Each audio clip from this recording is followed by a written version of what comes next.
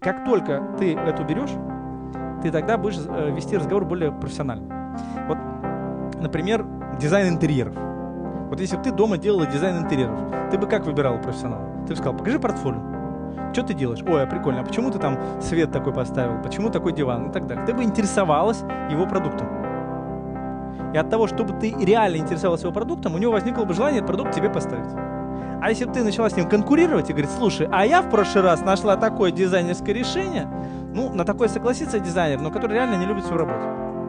Профессионал, который любит свою работу, он не хочет, чтобы ему мешали. Аркадий Волошин сказал, основатель Яндекса, он говорит, самая главная задача руководителя – нанять умных людей и не мешать им работать. А что такое мешать? Сравнивать с собой.